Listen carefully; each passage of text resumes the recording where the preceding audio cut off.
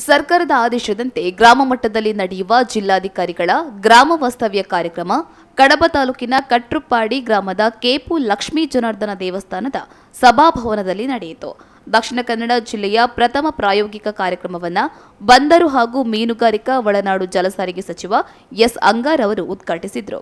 ಈ ಸಂದರ್ಭದಲ್ಲಿ ಸಾರ್ವಜನಿಕರಿಂದ ವಿವಿಧ ಅಹವಾಲುಗಳನ್ನು ಜಿಲ್ಲಾಧಿಕಾರಿಗಳಿಗೆ ಸಲ್ಲಿಸಲಾಯಿತು.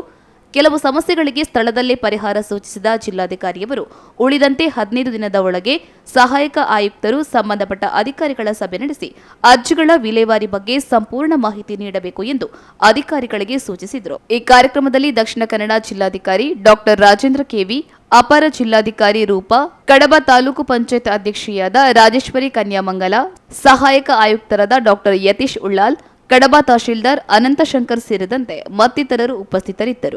ಜಿಲ್ಲೆಯೊಳಗಡೆ ಏನು ನಾವು 3ನೇ ಶನಿವಾರ ಗ್ರಾಮ ವಾಸ್ತವ್ಯ ಜಿಲ್ಲಾಧಿಕಾರಿಗಳು ಮತ್ತು ಅಧಿಕಾರಿಗಳು ಮಾಡಬೇಕು, ಅದನ್ನು ಒಂದು ಪ್ರಾಯೋಗಿಕವಾಗಿ ನಾನು ಇವತ್ತು ಶುಕ್ರವಾರ ದಿವಸನೇ ಕುಟ್ರುಪಾಡಿ ಕಡಬ ತಾಲೂಕು ಕುಟ್ರುಪಾಡಿ ಗ್ರಾಮದೊಳಗಡೆ ಗ್ರಾಮ ವಾಸ್ತವ್ಯ ಮಾಡಿ ಏನೇನು ಸಮಸ್ಯೆಗಳು ಹೇಗೆ ನಾವು ಇನ್ನೂ ಕೂಡ ಉತ್ತಮವಾಗಿ ನಾವು ಗ್ರಾಮ ವಾಸ್ತವ್ಯವನ್ನು ಮಾಡಬೇಕಾದ್ರೆ ಜನಗಳ ಸಮಸ್ಯೆಗಳನ್ನು ಪರಿಹಾರ ಮಾಡೋದ್ರ ಜೊತೆಗೆ ಸರ್ಕಾರದ ಉದ್ದೇಶ ಏನಿತ್ತು ಸರಿಯಾಗಿ ಇದು ಮಾಡೋದಕ್ಕೆ ಏನು ಮಾಡಬೇಕು ಅನ್ನೋದನ್ನು ಪ್ರಾಯೋಗಿಕವಾಗಿ ಮಾಡಿದ್ದೀವಿ.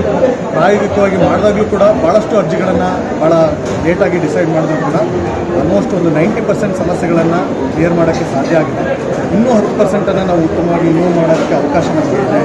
ನಾವೇನೀಗ 3ನೇ ಶನಿವಾರ ಮೊದಲ ಗ್ರಾಮ ವಾಸ್ತವ್ಯ ಶಿಶಿಲಾ ಬೆಳ್ತಂಗಡಿ ತಾಲೂಕಲ್ಲಿ ಮಾಡ್ತಾಯಿದ್ವಿ.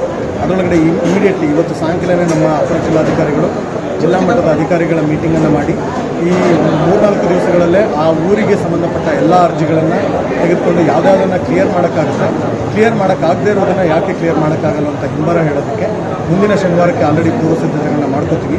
ಕುಟ್ರುಪಾಡಿಯಲ್ಲಿ ಬಂದಿರುವಂಥ ಈ ಅನುಭವದ ಮುಖಾಂತರ ಮಾನ್ಯ ಸಚಿವರು ಕೂಡ ಕೆಲವು ಸಲಹೆ ಸೂಚನೆಗಳನ್ನು ಕೊಟ್ಟಿದ್ದಾರೆ.